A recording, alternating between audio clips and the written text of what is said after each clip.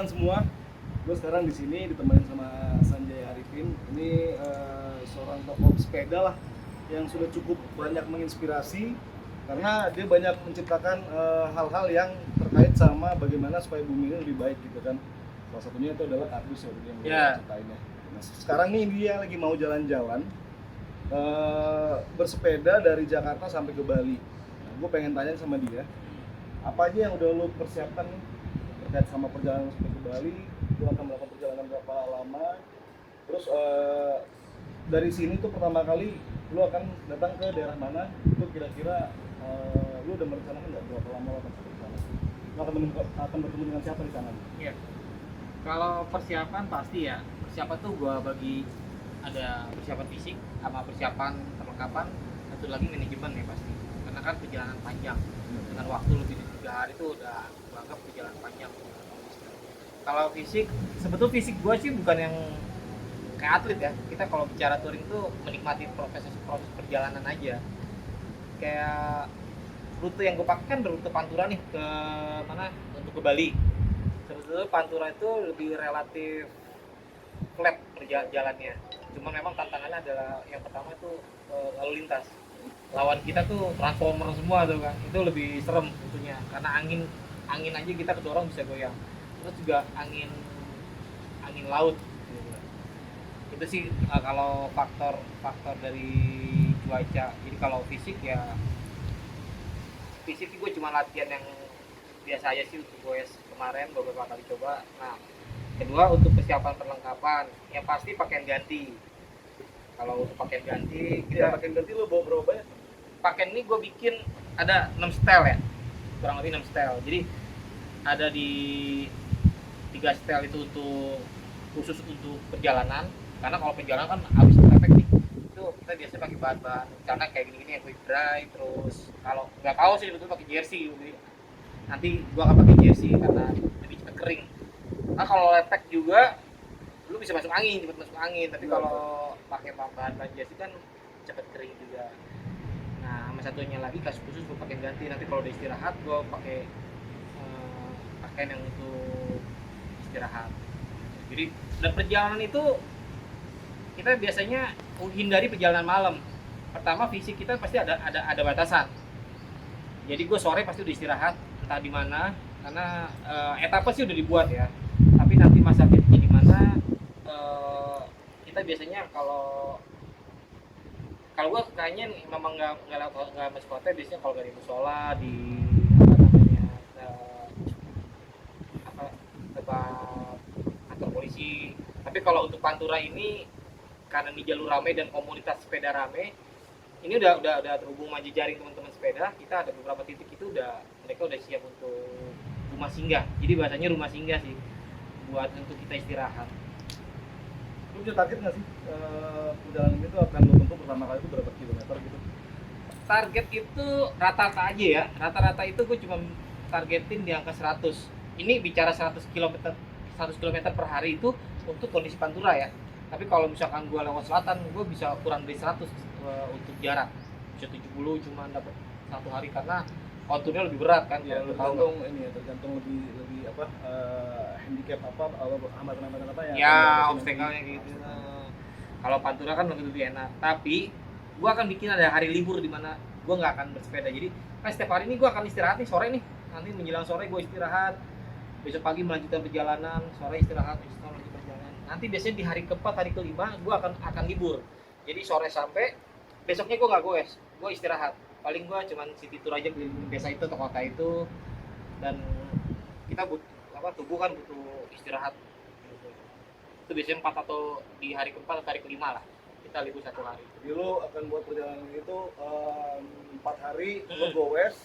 Terus 1 hari itu memang lo istirahatkan tubuh lo tuh untuk supaya kembali lagi gitu ya. Betul. Lalu lanjutin goes lagi. Nah itu kan Jakarta sampai Bali itu kurang lebih kan kalau nggak salah tuh gue pernah melakukan perjalanan juga tapi jalan ini ya jalan darat juga tapi tol mobil deh. Itu kurang lebih kan 1.200-an lah ya, kurang lebih lah gitu ya. Nah dengan bersepeda ini tuh kan lu berarti akan menempuh 1.200 km gitu. Jadi itu target lu tuh berapa hari untuk sampai ke Bali? Target gua santai sebetulnya 15 hari. 15 hari untuk sampai ke Bali.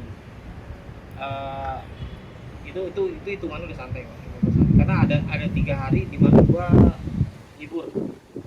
Jadi hari keempat, hari kelima gua libur, jadi dua hari di satu kota itu kayak gitu. Itu ada 15 hari. Oke, jadi menarik ya kawan jalan. Jadi dia tuh akan menempuh dari Jakarta sampai Bali itu kurang lebih 15 hari dengan jarak tempuh kurang lebih 1.200-an. Etape pertama dia akan menggoes sepeda ini kurang lebih 70 sampai 100 km. Ya, kalau ini sih mungkin 100 bisa sih. Dan lu memang menghindari jalan malam ya, karena malam Oh, itu iya. kan mengeluarkan karbon dioksida ya. Banyak faktor sih. Banyak Pertama, kalau fisik ya, fisik lu butuh istirahat gimana pun juga. Kita bersepeda ya. Jadi paling bener kalau udah fisik udah ngedrop, kalau lu paksa jalan malam, lu akan konsentrasi lu berkurang. Mendingan lu istirahat. Pertama itu, kedua penglihatan, terus kendaraan. Kendaraan itu kalau kita kan kendaraan kecil, resiko kecelakaan tuh besar banget. Oke. Jadi sebenarnya apa sih yang menginisiasi lu nih buat perjalanan ini?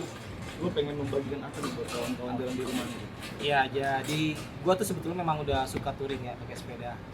Sebelumnya udah kemana-mana, keliling Belitung, Bangka Belitung. Terakhir gua keliling Bangka Belitung. Nah, cuman kalau yang sekarang yang berbeda adalah ada misi lah. Sebetulnya misi ini lebih ke pribadi, ke misi ke gua sendiri. Kalau selama ini gue berjalan memang bener-bener wisata. Ini kan wisata nih, ya kan? Jatuhnya wisata. Cuman yang sekarang Ini bisa dibilang wisata minat khusus ya, wisata minat khusus bener. tapi lumayan ekstrim karena lu bersepeda dan jaraknya lumayan jauh nih. Kalau dibilang ekstrim asal lu bisa memanage, tadi itu satu poin lagi ya, memanage waktu, memanage segala macam, sebetulnya kayak lu aktivitas harian aja, lu akan dapat seperti itu. Kalau misalkan belum terbiasa, lu satu hari 70-60 kilo juga nggak ada masalah kan. Iya. Kan yang penting lu happy kan, kita jadi bahagianya. Benar. Oke, jadi ini kawan jalan, asal segala sesuatu yang kita lakukan tuh berdasarkan dengan hobi, happy, jadi tidak ada yang berat gitu ya. Iya. Tapi ini adalah misi lebih ke pencapaian diri lo atau apa sih nih? Malah bukan pencapaian, malah lebih ke gue melihat titik lemah gue. Jadi selama ini kan kalau kemarin gue berjalan, gue akan bukan jajan sih, apa kebutuhan gue di perjalanan kayak konsumsi makan segala macam, minum yang utama, air kita kan butuh banyak ya. Itu biasanya gue akan banyak nyampah dengan beli kemasan air mineral gitu kan. Nah, gue coba berusaha di perjalanan ini gue temanya puasa plastik. Puasa plastik itu bukan berarti gue tidak lagi menggunakan plastik, kan puasa itu ada saatnya di mana lu tidak puasa kan.